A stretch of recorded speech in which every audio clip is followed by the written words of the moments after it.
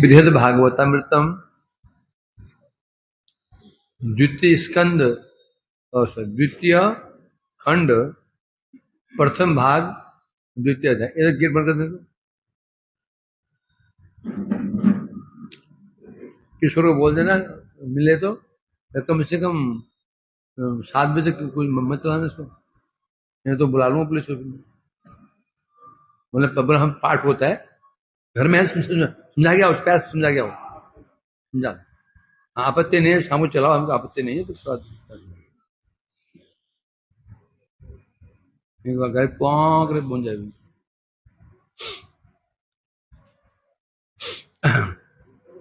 हैं?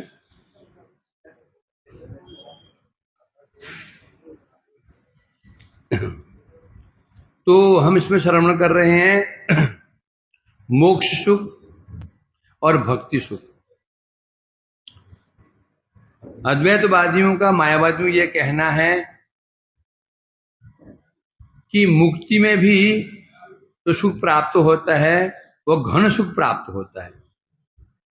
जब प्राप्त होता है तो भक्ति की विशेषता क्या रही? भक्ति की मुक्ति से कोई विशेषता नहीं है। जैसे सुख वहां प्राप्त होता है ज्ञानियों को, वैसे भक्तों को प्राप्त होता है। ये कहना है किसका है? निर्विशेषवादियों का। परंतु यहां कह रहे हैं अब जो ये उनका जो सिद्धांत था उसका खंडन का अभी यहाँ क्या पर क्वेश्चन मार्क उठा है, यहाँ क्या शंका उठी है? भक्ति का जो सुख है, मुक्ति का सुख भी वैसा ही, दोनों समान समान है। अब यहां खंडन करना है नहीं, भक्ति का सुख सर्वश्रेष्ठ सुख है, मुक्ति से भक्ति में कई अधिक गुना अधिक श्रेष्ठ सुख है। इसको सिद्ध करने के लिए 8 श्लोक कहे जा रहे हैं। उसमें पहला बताया जा रहा है भागवत का श्लोक है 1, 7 और 10। इसमें स्पष्ट कर दिया जाएगा मुक्ति सुख के अपेक्षा भक्ति सुख श्रेष्ठ है। जगत में सामान्य रीति होती है, हमारे स्वाभाविक प्रवृत्ति क्या होती है? जो चीज हमारे पास में है उसे अधिक श्रेष्ठ वस्तु हो तो हम उसको प्राप्त करने के लिए दौड़ते हैं। ये जीव की स्वाभाविक प्रवृत्ति है। एक 6 महीने का बच्चा, 1 साल का बच्चा, ये कुछ पता नहीं है, कोई कुछ पता ही नहीं है बेचारे को। एक खिलौने खेल रहा है, खिलौना उसे थोड़ा बढ़िया खिलौना दिखा दो जो रंग बिरंगा, वो स्वाभाविक रूप में उसको छोड़ करके उसकी ओर हाथ बढ़ाता है। स्वाभाविक रूप में कोई पता नहीं है, बच्चा है, मुझे क्या पता। तो भी जब वो उस रंग बिरंगा खिलौना देखता खिलौने को, उसकी ओर हाथ बढ़ाता है, रोता है उसके लिए। एक मूर्ख गधा होता है, महामूर्ख होता है। एक दो सूखी भूस रख दो, वो भूस खा रहा था, बगल में हरा चारा डाल दो, स्वाभाविक रूप में गधा भी उसको दौड़ेगा। सीधा सिद्धांत है। कौन वस्तु श्रेष्ठ है, कौन वस्तु श्रेष्ठ नहीं है, इसका निर्णय इससे हो जाता है जो वस्तु हमारे पास में है उसको छोड़ करके हम अन्य वस्तु की ओर दौड़ रहे हो श्रेष्ठ। कभी ऐसा नहीं होता जो चीज हमारे पास हो, तुम्हारे पास फोन सैमसंग का है और तुम दौड़ोगे वो की वाला फोन लेने के लिए, कभी नहीं होगा। वो हो गया भाई, फोन है एप्पल का तुम्हारे पास में, तुम किसी बोलो भाई एप्पल का ले लो, मुझे ये वो कौन सा होता है रेडमी का दे दो, तो बोलेगा ऐसा? बोलेगा तो पागल ही है वो, स्वाभाविक है। अब फोन श्रेष्ठ है? जब रेडमी को छोड़ करके वो सैमसंग की या उसको एप्पल की दौड़ रहा है तो सिद्ध हो गया वो श्रेष्ठ है। अब ये सिद्ध करना है कि भक्ति से श्रेष्ठ, मुक्ति श्रेष्ठ भक्ति है या नहीं है। अब यहां पर इसको 3 प्रकार से प्रमाणित किया जाएगा। एक शास्त्र वाक्य, दूसरे महाजनों का अनुभव, तीसरा महापुरुषों का व्यवहार। एक तो शास्त्र क्या कह रहे हैं, दूसरा महापुरुष का अनुभव क्या है, तीसरा महापुरुषों का व्यवहार। पहले भागवत का भागवत क्या कह रहे हैं, भागवत इस पर कल स्पष्ट कह रहे थे, ये आत्मा रामस मुनियो निर्ग्रंथ अप्युरुकर में कुर्वन्ति अहेतु की भक्तिम इत्थम भूत गुणो हरि। हरि के जो भगवान श्री हरि हैं उनके गुण ही ऐसे अद्भुत गुण हैं। आत्मा राम मुनि भी उन गुणों के प्रति आकर्षित होकर के भगवान की अहेतु की भक्ति करने लग जाते हैं। अब बोले इसमें विचित्र बात क्या है? विचित्र बात यही है, कौन करते हैं? आत्मा राम, जो अपने में रमण करने वाले हैं, जो देह धर्म से ऊपर उठ चुके हैं, देहात्म बुद्धि समाप्त हो चुकी है, समस्त आसक्ति संसार में आसक्ति नष्ट हो चुकी है, अनर्थ नष्ट हो चुके हैं, ऐसे ज्ञानी व्यक्ति। तो बताया ना, देह धर्म से ऊपर उठ चुका है, इसमें इट मीन्स मुझे कोई कामना नहीं है, न कनक, न कामिनी, न प्रतिष्ठा, कोई कामना उसके अंदर नहीं है। तो ऐसा व्यक्ति भी जो अभी आत्माराम हो चुका है, आत्माराम हो चुका है, अपने में रमण करने वाला है, अब मुक्ति भी प्राप्त करने वाला है, कुछ उसको मुक्ति का भी, सुख का भी आभास हो चुका है। ऐसे व्यक्ति में जब कहीं भागवती कथा सुनता है, भगवान के गुणों को सुनता है, तो उस मुक्ति को परित्याग करके भक्ति करने लग जाता है। तो स्वाभाविक है। और जो जिस मुक्ति का अनुशीलन कर रहा था वो, उसको छोड़कर भक्ति अनुशीलन करने लग जाता है, वो तो सिद्ध हो गया। कौन श्रेष्ठ है? भक्ति है, यहां कह रहे थे। और भक्ति भी कैसे करता है वो? अहेतु की, कोई कामना वासना नहीं, केवल भगवत संतुष्टि के लिए ही वो भक्ति करने लग जाता है। ये प्रमाण भागवत का हुआ। तो इसलिए बता रहे हैं इसमें इसका कारण क्या है? वो जो आत्माराम उसे कहते हैं जो अपने आप में ही रमण करने वाला है, मुझे किसी की जरूरत ही नहीं है रमण करने के लिए। कौन है वो? इसमें आत्माराम मुनि। उसे जगत की कोई चीज उसके मन को लुभा नहीं सकती, कोई चीज उसके मन को लुभा नहीं सकती, कोई नहीं, न प्रतिष्ठा, न कोई स्त्री, न कोई धन, किसी प्रकार का कोई कामना उसको मन को लुभा नहीं सकती। ऐसा बन चुका है वो। ऐसा होने पर भी परंतु जहां भगवान के गुण सुनता है तो लुब्ध हो जाता है, भगवान की महिमा सुनते ही लुब्ध हो जाता है और सब छोड़ छाड़ करके भगवान की ओर दौड़ने लग जाता है। तो ये सिद्ध हो गया यहां पर। तो यहां क्या सिद्ध हुआ? भगवान के अद्भुत गुणों का प्रभाव ऐसा है, मुक्त अमुक्त सब आकर्षित हो जाते हैं। मुक्त तो दोनों ही, मुक्त अमुक्त दोनों ही समय, दोनों ही तीन वस्तु में, एक मुक्त है, ये अमुक्त है, तीसरा भक्त है। मुक्त वो है जो मोक्ष प्राप्त कर चुका है, सायुज्य प्राप्त कर चुका है।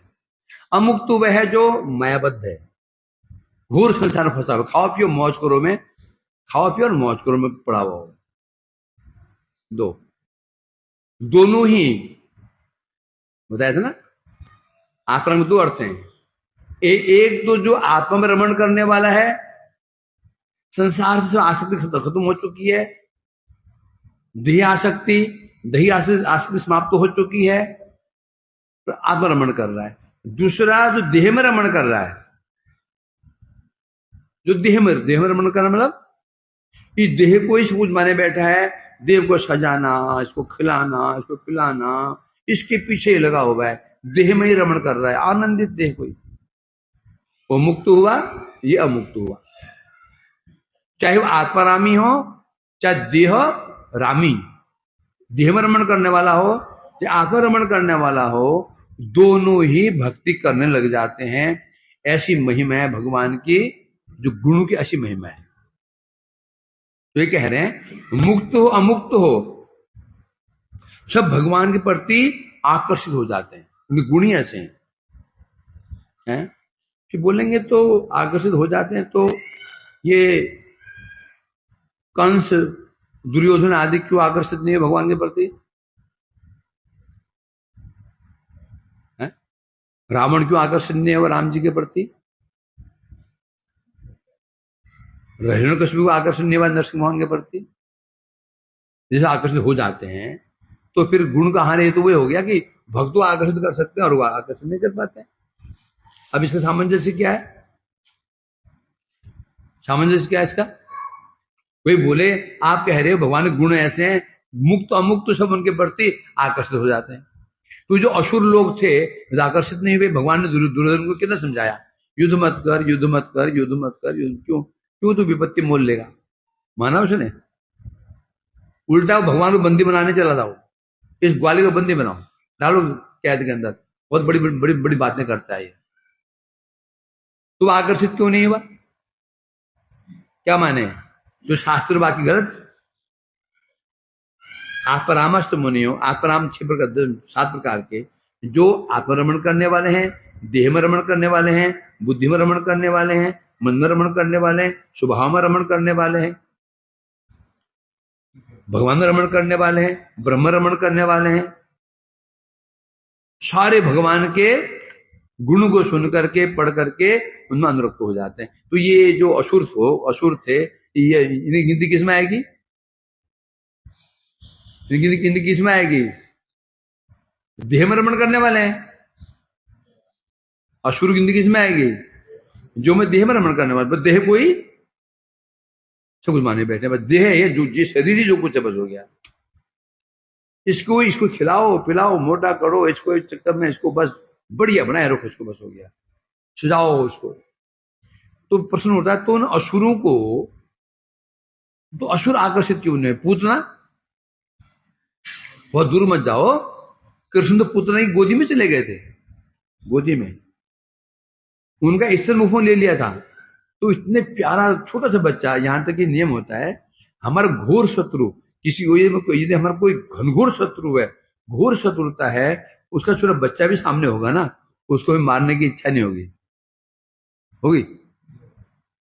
किसी के घोर शत्रु है, घोर शत्रु, भयंकर शत्रु है, उसका बच्चा आंगन में लेटा हुआ, उसका बच्चा लेटा हुआ है, घोर शत्रु, परंतु क्या उसको मारने की इच्छा उसकी होगी? क्या उसको उस बच्चे गला पड़ गई, क्या घोड़ सकता है? या पटकी मार सकता है? नीचे मार सकता है क्या? कोई यदि कोई पशु ही हो ऐसे कर सकता है, मनुष्य ऐसे नहीं कर सकता। तो जो सामान्य एक बच्चे का जो बच्चे का स्वरूप ऐसा होता है, एक शत्रु भी अपने शत्रु के बच्चे को मारता नहीं है। तो भगवान थे, छोटे से भगवान है, छोटे से स्वरूप है, प्यारा स्वरूप है, हैं? अब हाथ पैर चला रहे हैं, पालने में लेटे हुए हैं, तो फिर पूतना को आकर्षित क्यों नहीं कर पाए? बताओ क्या उत्तर है इसका? क्या ये गलत है? विजय, तो आपका क्या कहना है?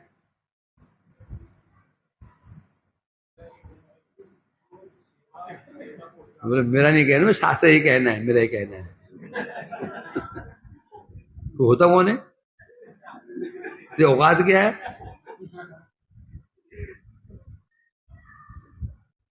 तो आप ही कहो, क्या कहना तुम्हारा?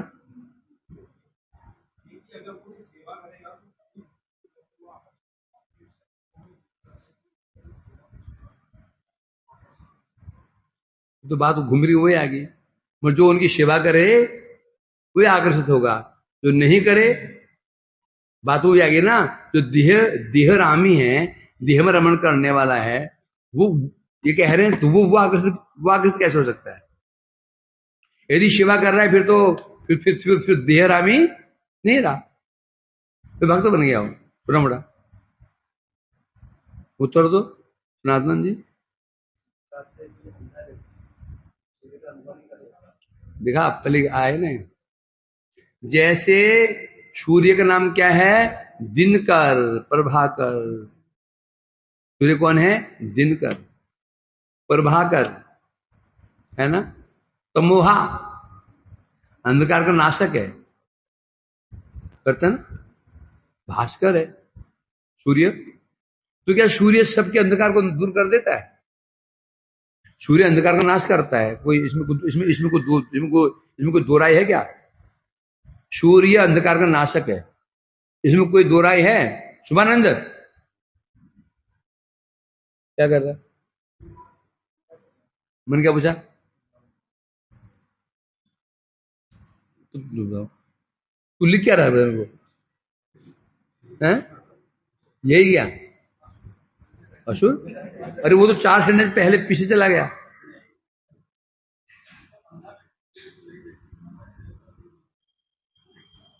हाँ तो क्यों नहीं दे सकते अन्य व्यक्ति?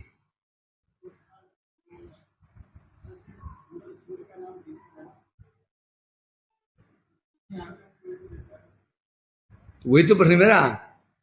तो जब दिनकर नाम है उसका है, अब अंधे के अंधकार को दूर कर देगा क्या? नहीं करेगा। तो फिर तो दिनकर क्यों बोल रहे हैं उसको? फिर दिनकर है, सबका अंधकार दूर करना चाहिए उसको। अंधे का तो जो प्राणी निशाचर प्राणी है, चिमगादड़, उल्लू, जो निशाचर प्राणी है, उनका तो अंधकार दूर नहीं करता। वो करता क्या? बल्कि वो पशु पक्षी दिन में अंधे हो जाते हैं। उल्लू उल्लू सूर्य उदय होता है दिखता ही नहीं उसको, ऐसे पकड़ो उसको, समझे कि नहीं? तो सूर्य को दिनकर क्यों बोले? प्रश्न तो गुया है, घूम गए। इसने ठीक कहा क्या? अंधा सूर्य दिनकर ही है, अंधकार दूर ही करता है, कोई संदेह नहीं है। परंतु वो भी तो अंधा है, तो दोष सूर्य कहां से आया? दोष किस क्या है? उसका अपना दोष है। यदि जो अंधा व्यक्ति है, एक आंख की थोड़ी भी रोशनी ठीक रही तो उसके अंधकार को दूर कर देगा। एक आंख तो पूरी नष्ट हो चुकी है, दूसरी आंख भी नष्ट हो चुकी है, थोड़ी सी भी उसमें शक्ति है तो सूर्य उसके अंधकार को भी दूर कर देगा। ये दोनों ही आंखें अंधी फूटी हुई हैं, तो सूर्य क्या करेगा? वो सूर्य वास्तव में दिनकर ही है। उसी प्रकार से भगवान कैसे हैं? कृष्ण शब्द क्या, किस मन क्या है? हैं? जो सबको आकर्षित करते हैं, सबको आकर्षित करते हैं। सबको आकर्षित करते हैं तो सबको करना चाहिए। असुर को क्यों नहीं कर पाते? तो असुर को आकर्षण नहीं कर पाते हैं, असुर तो उल्टा भगवान के विरुद्ध खड़े हो जाते हैं, उसे युद्ध करने लग जाते हैं। तो भगवान को सर्वाकर्षक बोला जाएगा या नहीं बोला जाएगा? क्यों बोला जाएगा? क्योंकि भगवान आकर्षित तो करते हैं। किसे करते हैं? जो श्रद्धावान हो, थोड़ी सी भी श्रद्धा रही, थोड़ी इतनी भी लेस मात्र श्रद्धा रही, वो आकर्षित हो जाएगा। यदि श्रद्धा बिल्कुल है ही नहीं भगवान के प्रति, तो वो तो उस अंधे व्यक्ति की भांति है, दोनों आंखें फूटी हुई हैं। तो सूर्य सामने आने पर भी उसका अंधकार दूर नहीं कर पाएगा। तो दोष सूर्य के यहां पर नहीं है, दोष व्यक्ति में ही है। उसी प्रकार से जिनकी भगवान के प्रति रत्ती भर श्रद्धा नहीं है, श्रद्धा तो है नहीं, उल्टा विरोधी भाव है, तो भगवान के गुण उस व्यक्ति को आकर्षित नहीं कर पाएंगे। पुतना के अंदर यही था, रावण के अंदर यही था, कंस में यही था, दुर्योधन में यही था, इसलिए आकर्षण नहीं कर पाए। तो अब कोई भगवान में दोष नहीं लगा सकता, तो भगवान सर्वाकर्षक कैसे हुए? हैं? वो सर्वाकर्षक कैसे हो गए? सर्वाकर्षक कैसे हो गए? ऐसे हर विषय में आएगा। उत्तम भागवत किसे कहते हैं? जिसको देखते मुख में नाम आ जाए, जिसको देखते मुख में नाम आ जाए उसे उत्तम भागवत कहते हैं। तो नारद जी को देखकर कंस के मुख में तो नाम नहीं आया? आया क्या? नहीं आया। नारद जी का दर्शन किसने नहीं किया? रावण ने नहीं किया, हिरण्यकशिपु ने नहीं किया, कंस ने नहीं किया। नारद जी ऐसे ऋषि हैं, सब उनको अपना ही मानते हैं, सब अपना मानते हैं। रावण सोचता है, कंस सोचता है मेरे परम हितैषी है नारद जी, ऐसे चतुर नारद जी है। तो फिर जब तो ये ऐसी स्थिति है, तो फिर तो उनको नारद जी को देख करके कंस का मुख से नाम क्यों नहीं निकला? यहां वहां पर भी यही सिद्धांत होगा। थोड़ी भी श्रद्धा यदि वैष्णव के प्रति है तो उनका दर्शन करते मुख से नाम निकल आएगा। और यदि श्रद्धा बिल्कुल है ही नहीं, बिल्कुल श्रद्धा नहीं है, विरुद्ध भाव है, तो महापुरुष के सामने आने पर भी नारद जी सामने आ जाए, सुखदेव सामने आ जाए, आने पर भी मुख से नाम नहीं निकलेगा। तो इसका दोष उस वैष्णव की नहीं जाता। वैष्णव की महिमा तो एज इट इज ही है, दोष कहां पर है? सामने वाला पात्र है। जगत में उदाहरण दे सकते हैं, चुंबक का स्वाभाविक गुण क्या है? लोहे को खींचना। कोई शक, कोई डाउट, कोई संदेह है? सब बोलते हैं ना, सब जानते हैं। लोहे को, चुंबक का स्वाभाविक गुण है लोहे को खींचना, या लोहे का स्वाभाविक गुण है चुंबक की ओर खींच जाना। लोहे का स्वाभाविक गुण है चुंबक की ओर खींचना। क्यों खींचता? लोहा चुंबक की ओर क्यों खींचता है? लकड़ी की ओर क्यों नहीं खींचता? चांदी की ओर क्यों नहीं खींचता? तांबे की ओर क्यों नहीं खींचता? सोने की ओर क्यों नहीं खींचता? चांदी की ओर क्यों नहीं खींचता? लोहे की ओर क्यों खींचता है? कुंज बिहारी, जो चुंबक होता है वो चांदी को नहीं खींचेगा, सोने को नहीं खींचेगा, वो तांबे को नहीं खींचेगा, वो पीतल को नहीं खींचेगा, वो लोहे को ही खींचता है। बोलो क्यों विजय? क्योंकि जो चुंबक है वो लोहे से बना हुआ है, दोनों एक जाति है। तो चुंबक है, लोहा ही है, वो है ना, है। अब यदि लोहा ही है, लोहा खींचता है, सिद्ध हो गया लोहा चुंबक की ओर खींचेगा, ये स्वाभाविक धर्म है। तो वही लोहा यदि जमीन में दबा हुआ हो 10, 20, 30, 40, 50 साल का, बाहर निकला, इतनी मोटी जंग लगी उसके ऊपर, इतनी मोटी जंग लगी हुई है। अब उसको लोहे के पास ले जाओ, लोहे के चुंबक के साथ बांध दो उसको, उस चुंबक को लोहे से बांध दो और 10 दिन बाद खोलो, क्या खोलते दोनों अलग है ना। 10 दिन क्या 100 दिन ही बांधे रखोगे ना, जब खोलोगे तो दोनों अलग ही रहेंगे। तो चुंबक लोहे को आकर्षित क्यों नहीं कर पाया? क्या दोष चुंबक का है? दोष लोहे में है, लोहे में जंग लगी हुई है, जंग हटा दो, फिर यहां लोहा यहां चुंबक, वहीं से फट खींच लेता हो। तो यहां पर जो महापुरुष में दोष हो रहे, एक से ये महापुरुष कैसे हो सकते हैं? उसको देख करके तो सबके मुख से कृष्ण नाम निकलना चाहिए। भगवान सर्वाकर्षक कैसे हो सकते हैं? असुर तो आकर्षित नहीं हुए, तो ये बोले तो अर्थात ऐसा नहीं है। भगवान सर्वाकर्षक तो आकर्षित करते ही हैं। चुंबक अपना काम कर रहा है, चुंबक अपना प्रभाव बराबर डाल रहा है चुंबक, परंतु लोहे में जंग लगी हुई है। तो यही यहां कह रहे हैं, मुक्त अमुक्त सभी लोग आकर्षित हो जाते हैं भगवान गुणों को प्रभावित होकर के, परंतु यदि लेस मात्र भी श्रद्धा नहीं हो, घोर विरोधी भगवान के प्रति शत्रु भाव हो, विरोधी भाव हो, फिर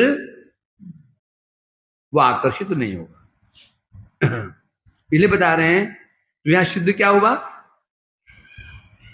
हुआ?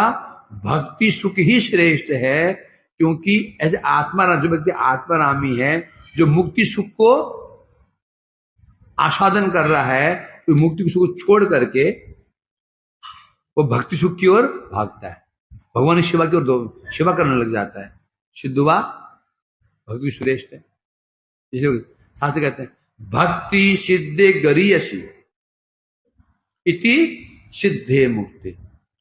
अब एक सिद्धांत है भक्ति सिद्धे गरीयसी, जितनी सिद्धियां हैं उनमें गरीयसी, भक्ति गरीयसी, गरीयसी मीन्स श्रेष्ठ, जितनी सिद्धियां हैं उनमें मुक्ति श्रेष्ठ है। अब यहां सिद्धि से क्या लें, सिद्धि से हम क्या लेंगे यहां पर, सिद्धि से यहां पर किसको लेंगे, मुक्ति को ही जानना होगा, क्योंकि यहां तुलना भक्ति से हो रही है, तो भक्ति की तुलना कर्म से नहीं हो सकती, योग से भी नहीं हो सकती। सेकंड क्लास के बच्चे की तुलना कभी 10th क्लास के बच्चे से नहीं हो सकती। हो सकती क्या, किसे हो सकती है, 9th की तुलना 10th से हो सकती है, 5th से नहीं हो सकती। अब ये तुलना भक्ति से हो रही है, तो भक्ति से कभी कर्म की तुलना नहीं हो सकती, क्योंकि जो कर्म जो भोग है इतना निकृष्ट है, और कोई भक्ति तुलना नहीं हो सकती है, क्योंकि जो कर्म है उसके स्थान कौन सा है, ये ब्रह्मांड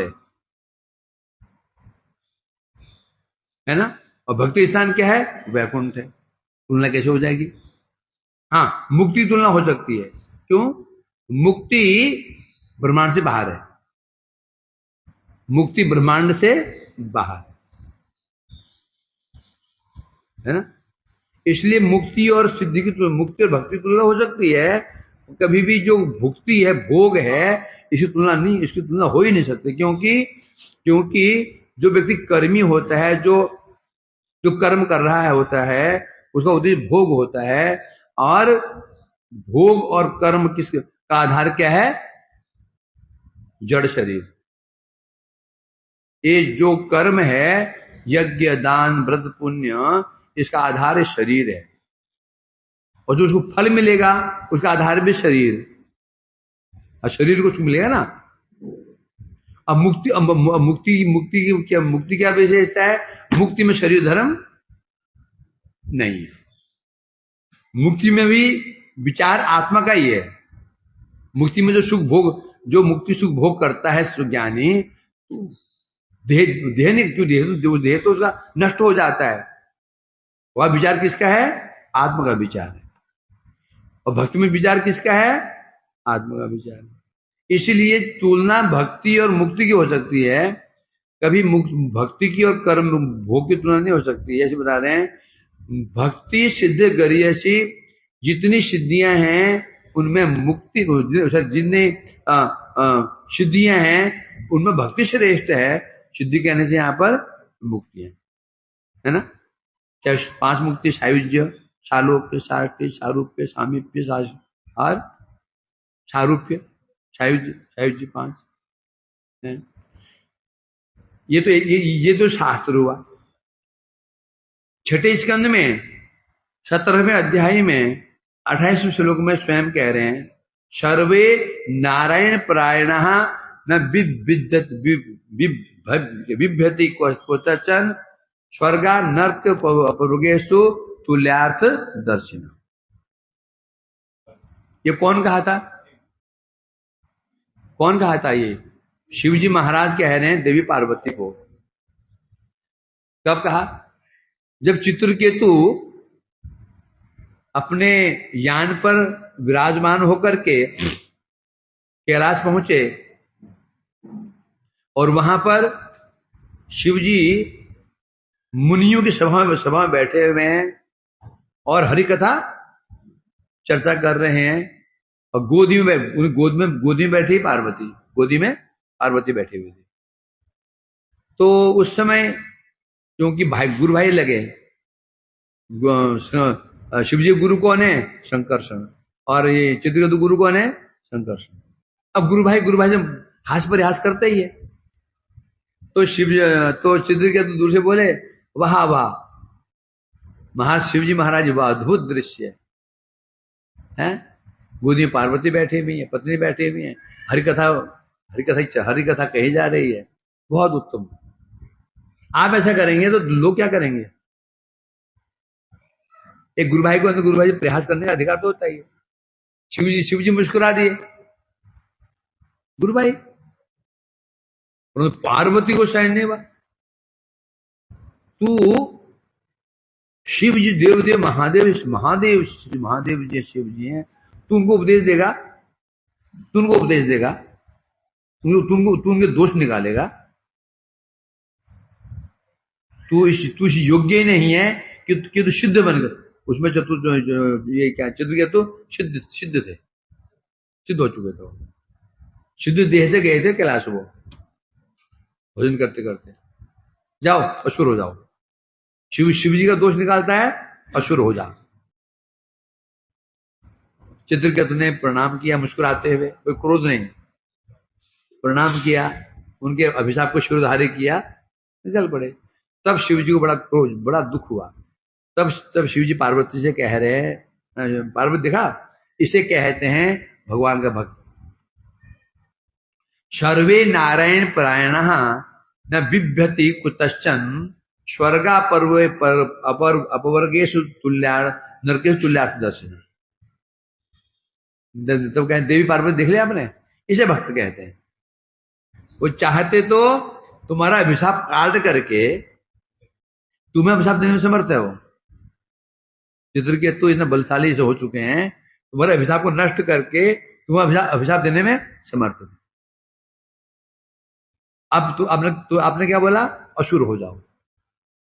उसको दुख हुआ,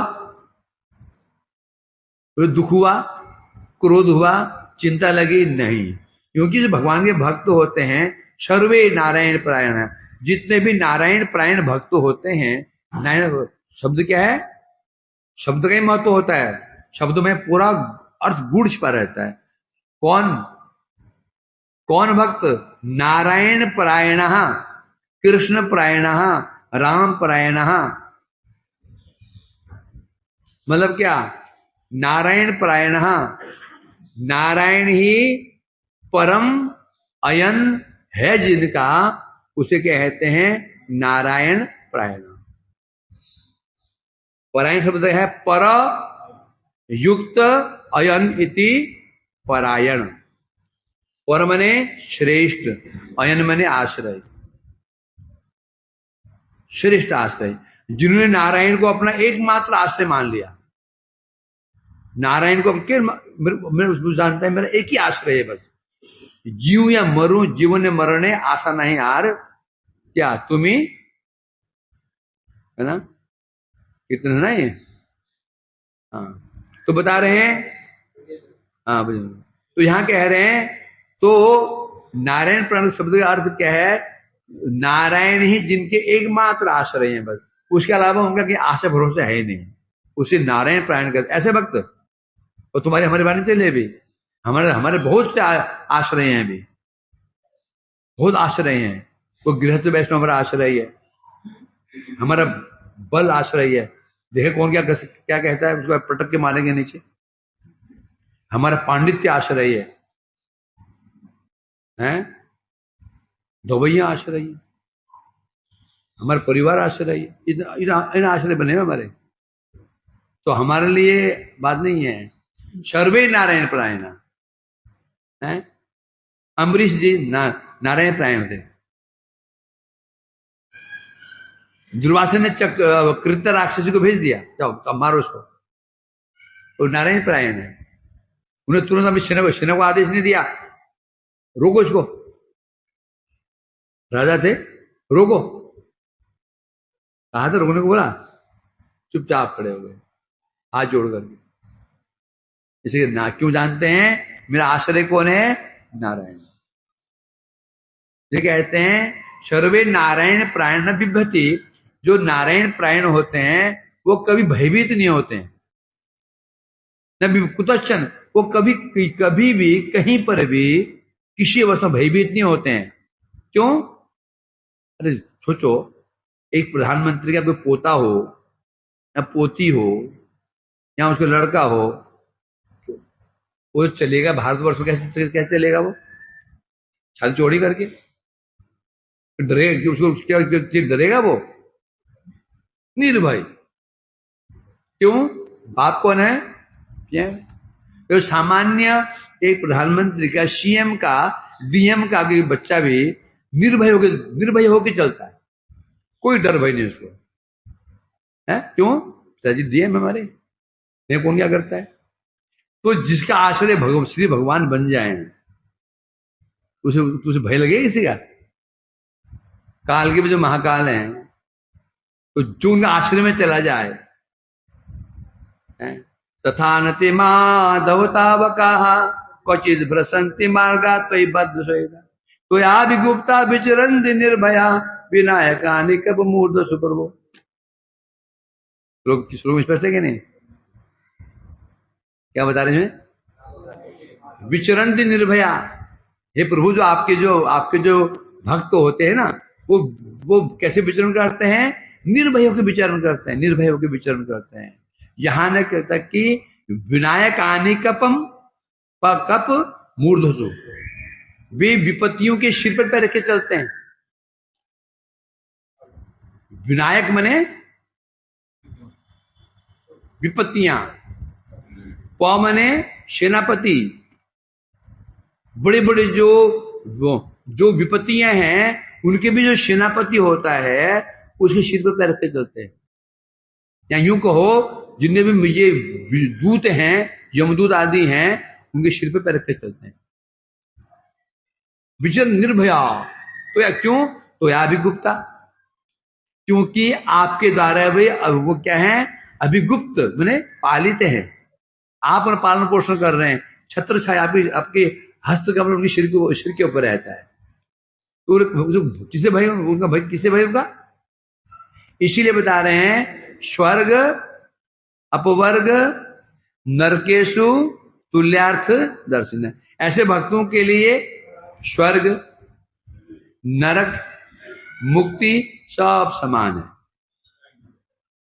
तुल्यार्थ, जो ऐसे भगवान के भक्त होते हैं, स्वर्ग हो नरक हो अपवर्ग हो, उनके लिए समान है। ना नरक से डरते हैं, ना स्वर्ग की इच्छा करते हैं, ना मुक्ति की इच्छा करते। बोला क्यों?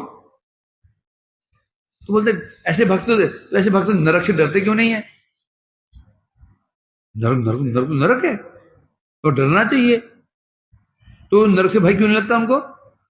क्योंकि उन्हें भक्ति करनी है, और भक्ति कहीं पर भी होगी, ये विशेषता भक्ति। भक्ति नरक में भी हो सकती है, स्वर्ग में हो सकती है, पशु पक्षी में हो सकती है। भक्ति क्या चाहता है? बस तो भक्ति रहो उसे भक्ति करनी है। अब भक्ति नरक में हो संभव है कि नहीं है? भक्ति नरक में संभव है या नहीं है? हो सकती है। पशु योनि में हो सकती है कि नहीं? कुत्ता बैल भैंस उस योनि भक्ति संभव है कि नहीं है? आनंद क्यों? क्योंकि भक्ति शरीर से नहीं होती है, भक्ति आत्मा से होती है। भक्ति शरीर धर्म नहीं है, भक्ति आत्मा का धर्म है। यदि भैंस के अंदर जो आत्मा है यदि भक्त है तो वो भैंस भी हरे कृष्णा कृष्णा कृष्णा हरे हरे, हरे राम राम राम भैंस बोलेगी। संत ज्ञानेश्वर जिनके दो शिष्य हुए, नामदेव त्रिलोचन ज्ञानेश्वर जी, शायद ये किसके अवतार हैं? बृहस्पति के अवतार है, किसी अवतार। तो संत ज्ञानेश्वर जी एक गांव में पहुंचे, तो वहां पर बड़ा जो ब्राह्मण लोग थे ना, जो नीच जाति लोग, वो बहुत ही उनका अपमान करते थे, बहुत अपमान करते थे। और ये जो ज्ञानेश्वर थे, ये भी उच्च जाति के नहीं। तो वहां पर बहुत जाति पाति का विचार था। अब लोग इन्हें बहुत मानते थे, ज्ञानेश्वर जी को बहुत मानते थे, और सिद्धि थी उनके पास में। 3 भाई 1 बहन, माता पिता थे नहीं, तो वो ऐसे भटकते फिरते थे। तो आटा तो था और बारिश ऐसी हो रही, चूल्हा नहीं था, तवा नहीं था, तो बोले भैया रोटी कैसे बनाऊं? और कमीज उतारी, बोले पीठ पे सेको रोटी पीठ पे सेको, बहन पीठ पे रोटी सेको, फुस फुस करके फुल्कियां बन रही हैं।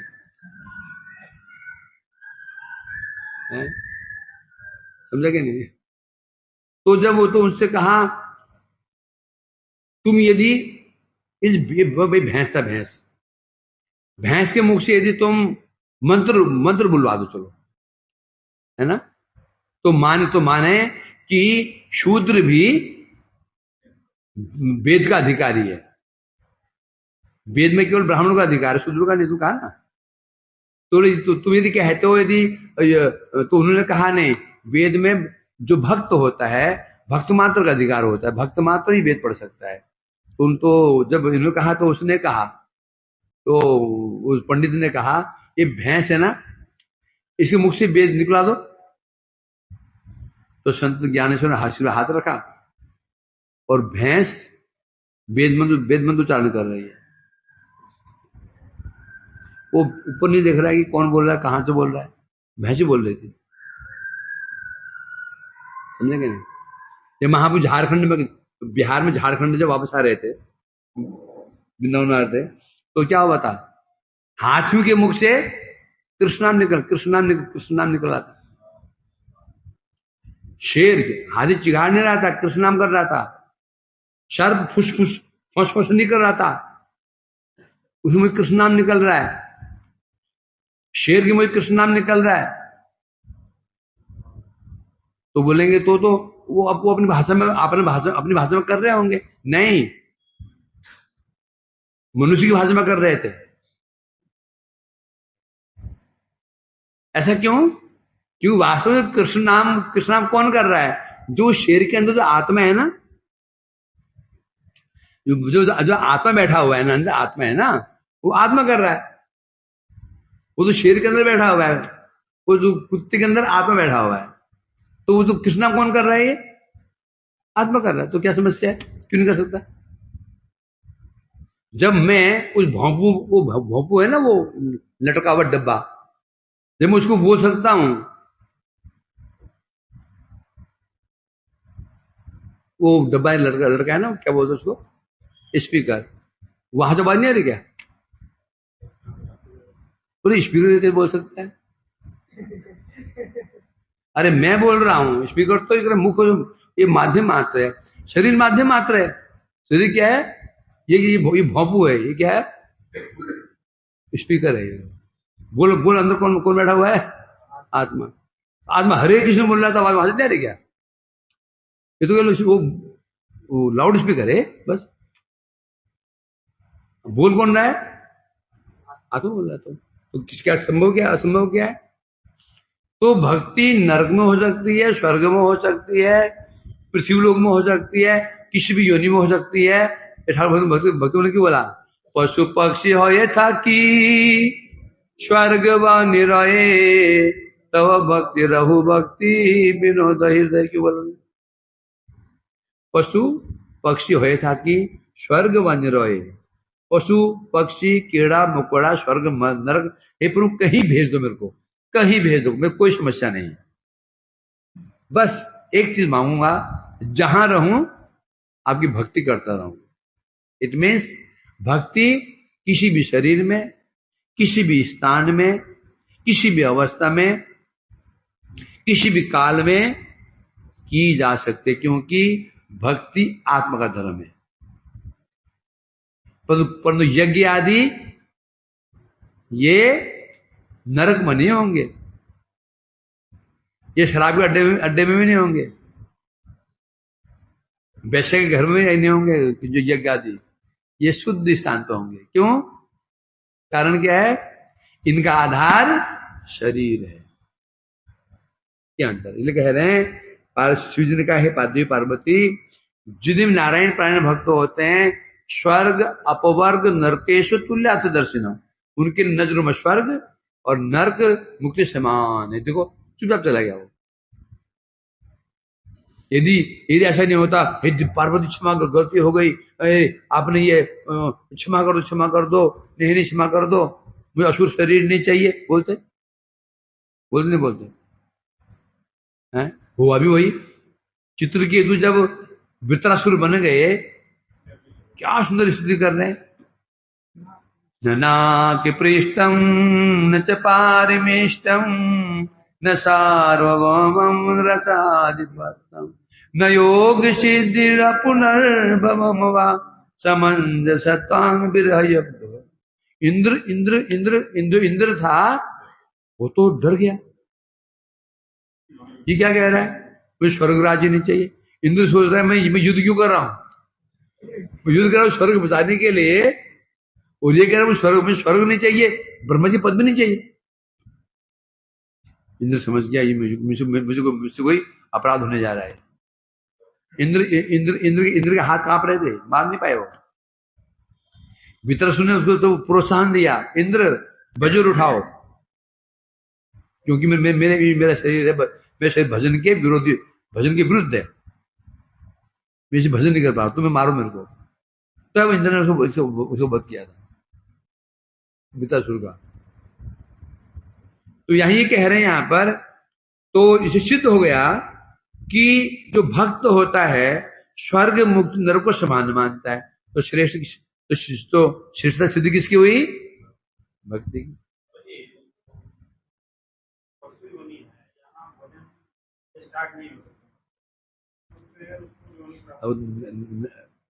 उसमें भजन संभव नहीं है। यदि कोई भ्रष्ट हो जाए वो करेगा, थोड़ी कुत्ता भजन करेगा। कुत्ता यहाँ आ जाएगा सुनने के लिए, सुअर आ जाए अपनी पूरे फैमिली को लेकर के, वही कथा चल रही है, हटो मेरी फैमिली आई है, मेरी महारानी आई है, महारानी जी बैठी है, बच्चों बैठ जाओ।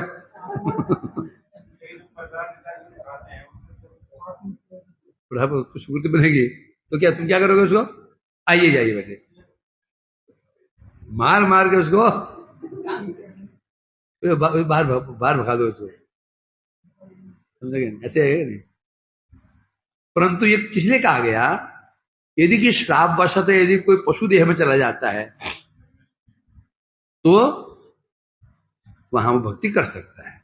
ये नहीं कि सभी कुत्ते, सभी हाथी कौन था, इंद्रद्युम्न, सब हाथी भजन नहीं करेंगे, सब बंदर हनुमान जी नहीं है, हैं? सब हनुमान जी बंदर। हनुमान जी की क्या वो मोबाइल किसे वो मान छीन सके हनुमान जी, कैसे दुर्भाग्य है। वो प्राय देखता हूँ परिक्रमा मार्ग में, केले खिला रहे हैं, गाय आ रही, गाय को डंडा मार रहे हैं, मधु खिला रहे हैं, गाय को डंडा मार रहे हैं, और वो बंदर को खिला रहे हैं। बंदर खाएगा भी और गुर्राएगा भी, खाएगा भी और गुर्राएगा भी। क्या दुर्भाग्य। गाय जो शायद कितने देवी देवता उनके शरीर में विराजमान रहते हैं, ऐसे गाय को तो डंडा मार रहा है, तो गुस्सा आता है और बंदर खिला रहे हैं, ले ले ले। तो फिर तैयारी कर रहा है बंदर बनने की, वो क्या बनेगा, फिर बंदर बन के हम परेशान करेगा, पर्स ले लिया कि मोबाइल ले लिया,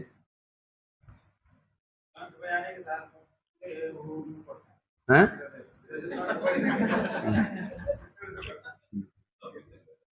अब डर भी बिन्ना, अब क्या कल क्या हुआ, अब किसी का क्या ना, एक बैग, बंदर ने बैग छीन लिया, बड़ा बैग था, बड़ा अच्छा कीमती बैग था, उस बैग में शायद बहुत कीमती माल होगा, बैग में शायद मोबाइल भी था, बहुत कुछ था।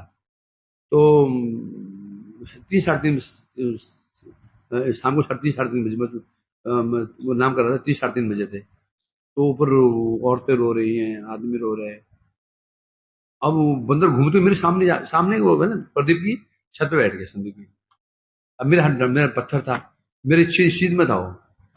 मैंने कहा डर के मरा गया, पता नहीं, डर लगता है ना, कुछ भी कहो डर तो लगता है। सुन तो लिया हमने ना, ये बंदर भी जो है यहाँ तो कोई सामान्य बंदर तो नहीं है, ये सामान्य नहीं होता, नहीं जन्म लिया सामान्य तो नहीं, डर तो लगता ही है, सुन तो लिया हमने। कि सामने तो नहीं है कोई, कौन कौन है क्या है पता नहीं है। तो उनका बाबा मुझे हाथ जोड़ रहा, कुछ करो कुछ करो, मारा खींची उसको, वो तो असल डर लगा तो छोड़ दिया उसने। लोग बड़े बुद्धिमान होते हैं, 5 फैमिली 5 लोग मोबाइल को एक बैग में रख देते हैं, बंदर जानता हो उसको एक बैग के लिए चला जाता है। फैमिली 5 लोग बोलते हैं फोन यहाँ रख दो बैग में, छीन लेगा बंदर। वो सब वो एक में रहते हैं, बंदर वही वो खींचता है दुपट्टा वो बैग और तना टूट जाता है, पूरा लेके छत में चल गया, ऑल इन वन हो गया। Try for one get everyone. तो खैर जो भी हो, तो इसलिए कह रहे हैं यहां पर, तो ये विचार जो है सिद्ध हो गया कि मुक्ति से भक्ति श्रेष्ठ है। इसीलिए भक्त लोग मुक्ति की अपेक्षा नहीं करते हैं, भक्ति की इच्छा करते हैं। तीसरा प्रमाण देने भागवत का 10वें स्कंद 27वां अध्याय 21वां श्लोक है। यहां पर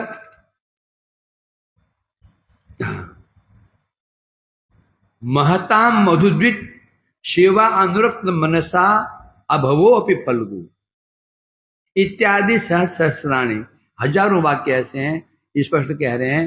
उसमें 10वें स्कंद में 27वें अध्याय में वहां स्तुति की गई है भगवान की। कह रहे हैं भगवान आप अपनी दुर्गेय भक्ति को प्रकाशित करने के लिए, भक्ति कैसी है, दुर्गेय, दुर्गेय मीन्स जिसे जानना बहुत कठिन है, दुर्गेय ये जानना बहुत ही कठिन है, कठिन में असंभव, बल्कि असंभव समझ लो। अपनी चेष्टा से एक कठिन होता है, ये असंभव होता है, असंभव न संभव, संभव ही नहीं है, ये कठिन होता है।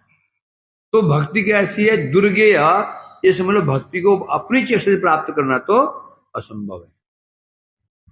तो ऐसी भक्ति को प्रकाशित करने के लिए कह रहे भगवान आप हमारे सामने प्रकाशित हुए हैं।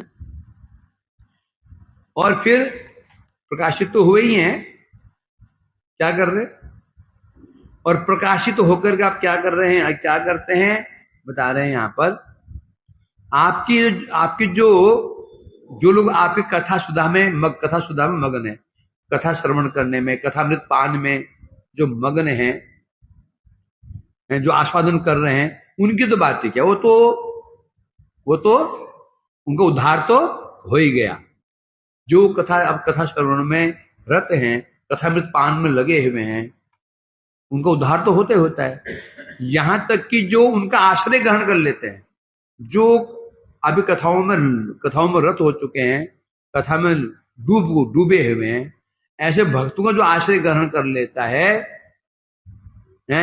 और ग्रहण करके उन भक्तों संग पा करके गृह त्याग करके अब वो भजन करते हैं, वे भी मुक्ति कामना नहीं करते।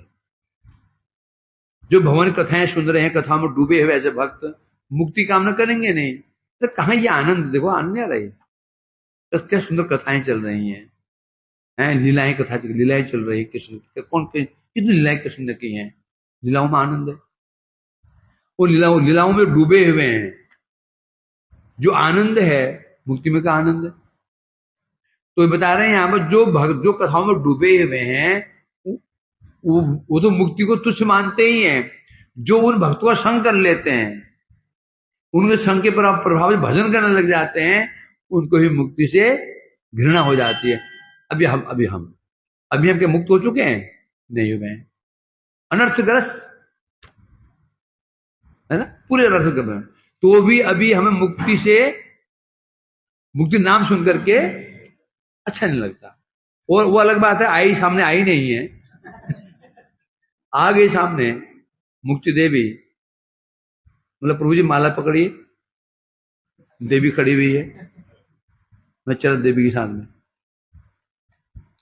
वो आई नहीं, अच्छा आई नहीं अभी तक, आ गई तो मुक्ति सामान्य नहीं है, बहुत ही सुंदर है मुक्ति देवी, और क्या तो है।